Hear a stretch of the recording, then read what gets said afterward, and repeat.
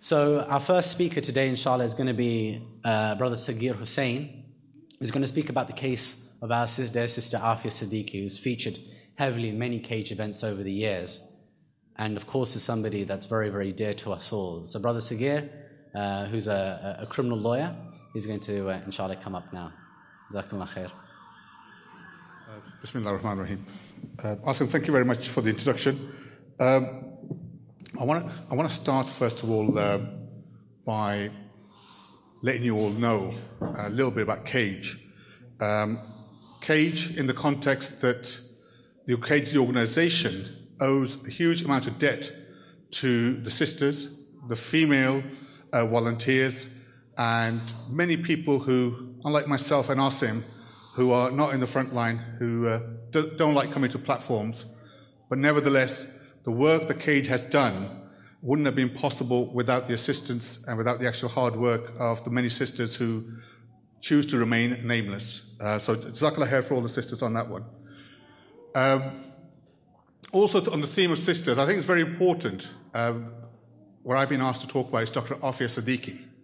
Dr. Aafia Siddiqui herself, I suppose, personifies, and as I mentioned, many of the females who've been victims in the war and terror. And we've seen, most of you will know about many examples and heard many horror stories of the kind of treatment given by the so-called westernized nations, Americans and the British, when dealing with people who've been suspected of terrorism or simply on the other side.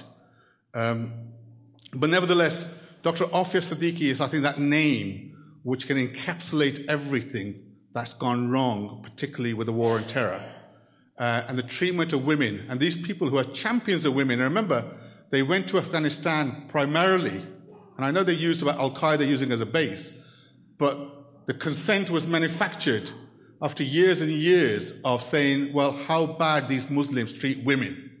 Talk about Taliban, the Afghans, other parts of Muslim society, how badly they treat women. So that's why I think the issue of Dr. Aafia Siddiqui and the women that Asim mentioned, and their treatment by these civilized nations, so-called civilized nations, I think is an important point that can never, ever be forgotten. And we will make sure that we'll remind these people who were responsible for these actions that they are never allowed to forget that what their reality is. Just like the image of Abu Ghraib will forever now be in the minds and conscience of everybody. The treatment of the women, the individual women involved, must also never be allowed to be forgotten. And those people who are responsible for their treatment must be brought to justice.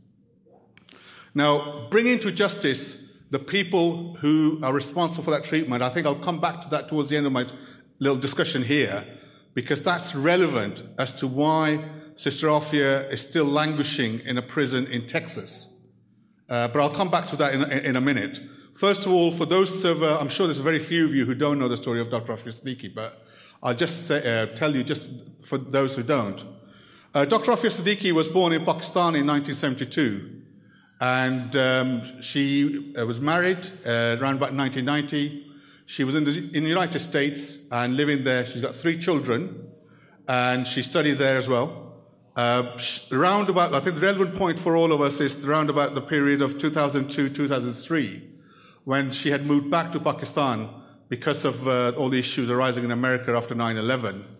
And sometime in 2003, don't really know the exact date, but sometime in 2003, she was picked up in Karachi outside her home. She was on her way in a taxi from home to the airport, from Karachi to head towards Islamabad. She was picked up. We now know as the security services, the people who, unfortunately, in Pakistan are well known to disappear people.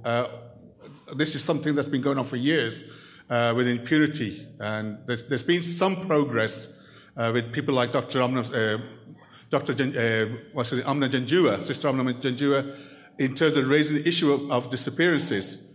But nevertheless, it's a very, very prevalent policy in Pakistan that the security services will pick you up and you'll be taken in, you'll be tortured, you'll be mistreated. And with Dr. Aafia Siddiqui, we don't really know precisely what happened after her her disappearance, except what she has told her lawyers around about 2008, 2009, when she appeared in public again. But we think she was disappeared. She was taken into secret detention. We also think that one of her young child may have been killed during that disappearance when she was picked up and moved from place to place. But certainly we know for certain that from 2003 to 2008, there was no sign of Dr. Aafia Siddiqui anywhere.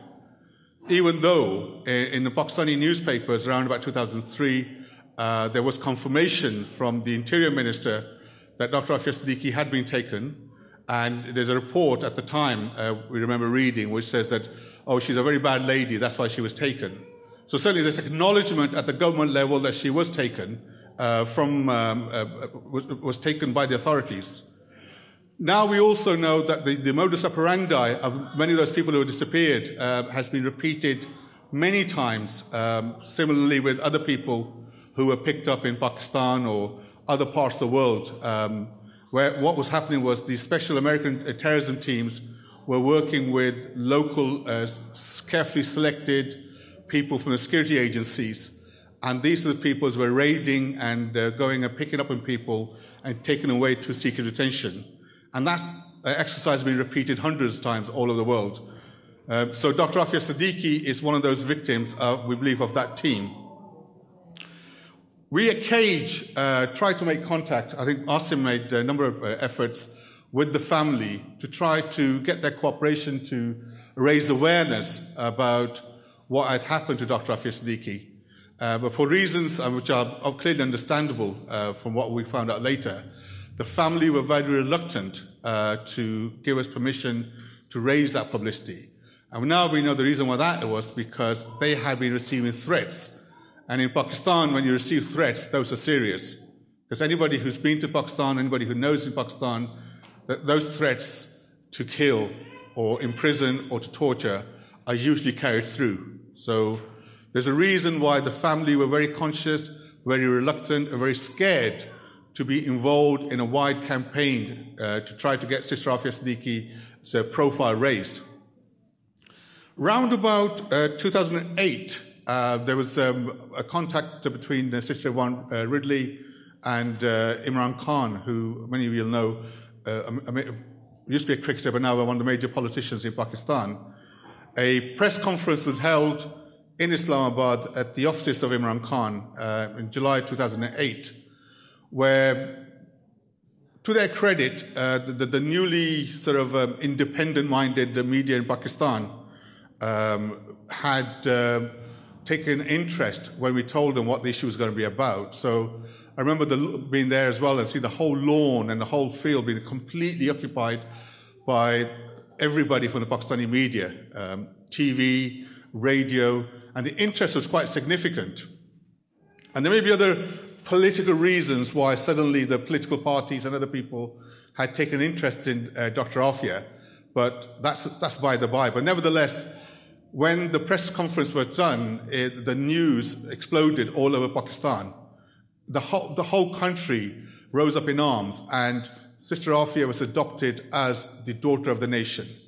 And the daughter of the nation, this is the label that was applied by people from all walks of life, left-wing, right-wing, Islamic, secular, all kinds of political parties adopted her as the daughter of the nation because they knew that whether she's done something wrong or not, what had happened to her was so uncivilized, was so barbaric that no Pakistani of any honor, any shame whatsoever would tolerate that happening to a woman, particularly when she's handed over, we found out later, to a foreign agency.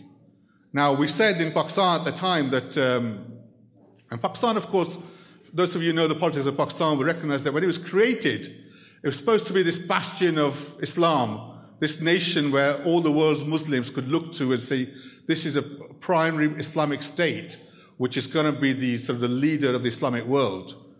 And we said at the time that when there's a stories from the history where when a Muslim woman's honor was when her veil was removed and she was dishonored, she had called out for the Emir or the Khalifa at the time to assist her, says, "Where is your honor? That this is what's happened to me. What are you doing?" And the Emir and the Khalifa at the time actually raised an army to protect, go to the aid of the sister's honor. And so that was the context in which we were saying. And of course, Pakistan being a nuclear power, supposedly the most powerful Muslim nation in the whole world, we are simply asked the question, where is the honor of this nation when people from this country have enabled foreigners to come over, kidnap a female for whatever she's done or not done, kidnapped her, taken her away, and treated her badly? And we can't obviously go into much detail as to kind of things be going on, but you could probably speculate from what you know from Abu Ghraib and various other things as to the kind of treatment that was given out to various people, male and females. And remember then at the time that the publicity was high, all the civilian politicians who were at the time in a battle with the military establishment for a sort of a control of as to who should really be setting the agenda in Pakistan. So they came on board, many of them I think for their own agenda, which was to attack the military. But nevertheless, they came on board and they started raising questions. And it was very awkward to the extent where the American ambassador at the time in Islamabad, Ann Patterson, actually had to come out and make a statement saying that these people who have been making these allegations are fools, they really don't know what's going on, and they're completely not telling the truth whatsoever. So in the finest tradition of American honesty and diplomacy, 2 weeks later, Sister Aafia did appear. She appeared in Afghanistan, it seems heavily drugged up, and very conveniently some important information on how to build bombs and no doubt various other sort of things that very fit and expert terrorists who've been under training for years and years would be willing to do or able to do. That was the kind of allegations that were put to her. She was picked up and arrested, and then we hear that while she's in custody of these massive, huge American Marines, numerous of them, and all these male police officers from all over the place, she somehow managed to get hold of a very large gun and managed to try to escape from there, in the process hurting some American soldiers. Now, I've spoken to people who have been in American custody, and many of them, as you know, they're not sort of softies either. And they've said that they always looked for an opportunity to do something like that. They would have loved to do something if they had the opportunity. But the fact remains, they know that it was totally impossible to be able to do something like that. For a start, the guns are so huge that a frail, ill, drugged-up woman would not be able to pick those up anyway. In any event, the men are so big and huge, it's just physically impossible to actually countenance or think about that confrontation. But those are the facts that were subsequently presented to a court in New York when, under no jurisdiction whatsoever, except the fact that America is powerful and it can do what it likes to anybody in the whole world, she was taken from Afghanistan and presented to an American court in New York. After many months in remand in custody, she was presented for a trial. And in the trial, one of the most important points to bear in mind is that the prosecution accepted there's no evidence of links with terrorism. This is at the opening stage of the trial, so they accepted that point. What she was charged with was the fact that she tried to kill an American soldier. Now, Austin, just give me a couple of minutes extra, please. So, while she was charged with trying to kill an American soldier, what the judge, very conveniently for the prosecution, did not allow the defense teams to do was to explain how she ended up in the situation that she was in. He had narrowed down the whole trial to a very basic point: did she or did she not while she was there? That clearly explains that the judge was fairly in it as well, by not allowing the defense to explain what had happened to her. Because my guess is, and if I was a betting man, which I'm clearly not, obviously, I would bet that even an American jury, if they were told of the fact that this woman if she was allowed to explain what she's been put through over the last 5 years previously, if they were allowed to understand and hear from her what happened to her and allow her defense teams to present evidence to show that she was tortured and other kind of evidence, there's a very good chance that even an American jury, and we know the American juries are very hostile towards Muslims, but even an American jury would have understood that even if Aafia Siddiqui did try to pick up a gun and try to shoot her way out of that custody, that it was all on self-defense, that she was protecting herself from these monsters who had been holding her in detention for years. Alas, that wasn't allowed, and as we know in American courts when it comes to Muslim defendants, it's always a conveyor belt where I don't know why they actually plead not guilty or why they have trials. It's really no real due process. People are found guilty and sent to prison. The prison, as you know, it's 86 years in Texas. She's there at the moment. But I just want to say also very quickly about the efforts the Cage have been trying to make with the Pakistani authorities and widely as to what can be done, how we can assist to try to bring Sister Aafia Siddiqui back into Pakistan or away from American custody. Now, whatever you think about the war on terror, the seriousness of the offense, it's our opinion that Sister Aafia is actually not that important anymore to the American authorities. So therefore, if the civilian government or the government of Pakistan, who support the Americans always need, and whatever they say to you in public is irrelevant, Pakistan is fully part and parcel of the American war on terror, American foreign policy. So therefore, it's a very, very important ally for the American government and those responsible for foreign policy.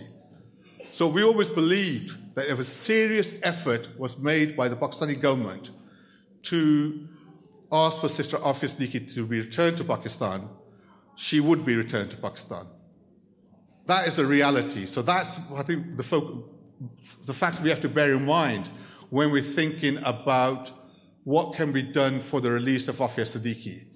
The ball lies in the hands of the Pakistani authorities.